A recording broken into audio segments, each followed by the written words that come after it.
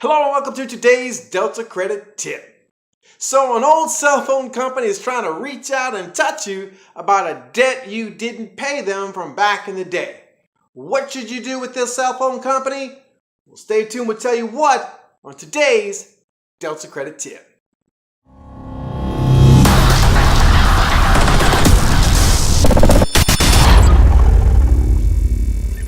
Hello and welcome back to today's Delta Credit Tip.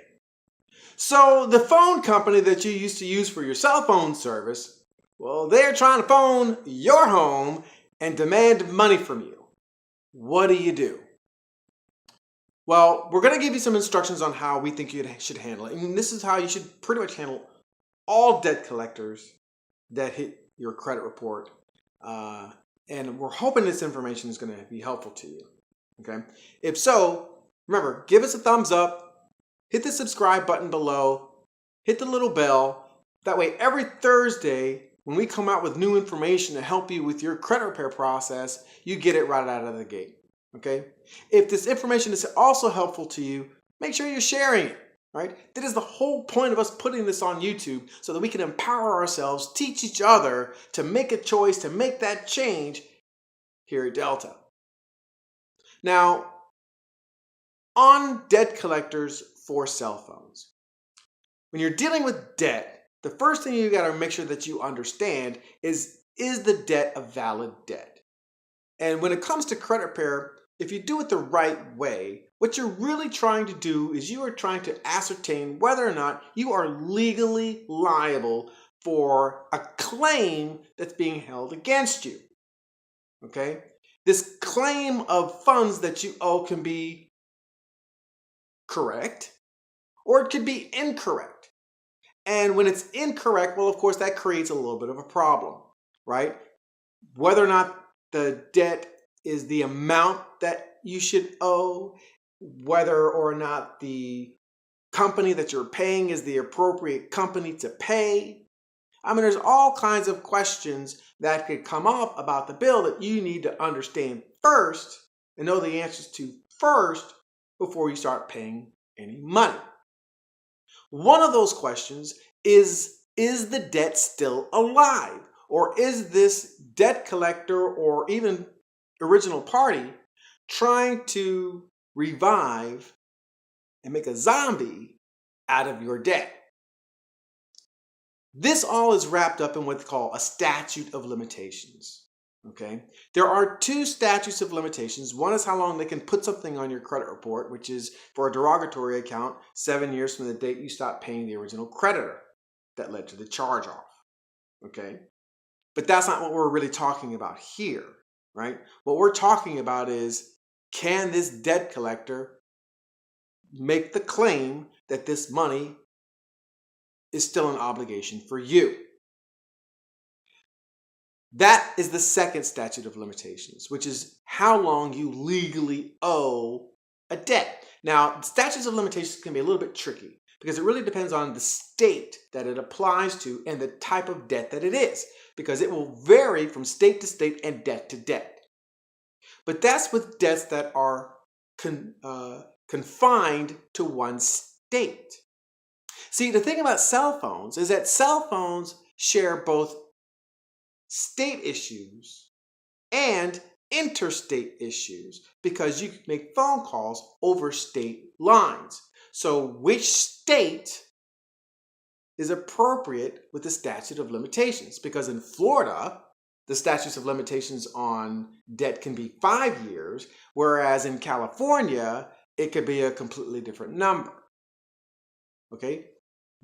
Versus New Jersey, versus Connecticut, versus, New Hampshire, versus Washington. Every state is going to be a little bit different. But when it comes to cell phones, because of that interstate issue that they have, there is a federal statute of limitations that applies to cell phones. And this is where it gets really tricky for debt collectors. The thing is that debt collectors have to inform you as to whether or not you legally owe a debt. Okay? They can't just send you a regular debt collection letter if it's beyond statutes of limitations. If your debts become voluntarily paid when you pay them, they have to disclose that. And the problem with cell phones is that a portion of the service goes interstate, but a portion of it stays within the state. And as debt collectors, if they are ever to try to sue you for the debt, right, they have to legally only sue. Well, let me take that back. If you don't catch them, they can get away with whatever they want. Remember, it's legal if you allow it, okay? But they will lose the defense that it is beyond statutes of limitations if you bring it up, if they're trying to sue you for debts that you legally don't owe because of the statutes. And the issue with cell phones is that the portion of the bill that is the actual service where they're calling, where you can call from one state to the next, well, the federal statute of limitations for that is 2 years. Now, everything else about your cell phone, the cost of the phone, the taxes, all these other things, the equipment, all this other stuff, well, that's on state law.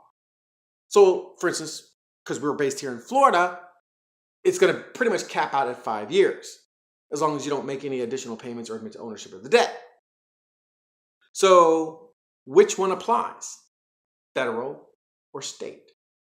And that's the issue with debt collectors have, is that if they're going to legally state that you owe a certain amount of money, then they have to be able to ascertain how much of it is from interstate calls and how much of it is from state charges.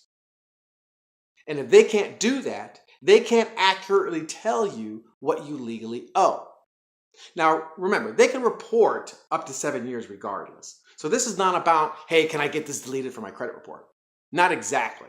What this is really stating is, hey, am I legally liable for what you are claiming? Right? That's really what the credit repair process, the validation is supposed to do, is to add clarity where old debts may seem a bit ambiguous, right? And especially if it's changed hands over and over and over again, right? And carriers even, you could have started off with, carrier A, and now you're with carrier B that went to debt collector A that is now with debt collector B, it can get pretty convoluted. So they're going to have to be able to validate this debt. And if they can't, well, that's on them. And this is where you can start to leverage their professionalism, right? And what they do, because you don't want to pay something that you don't legally owe, right?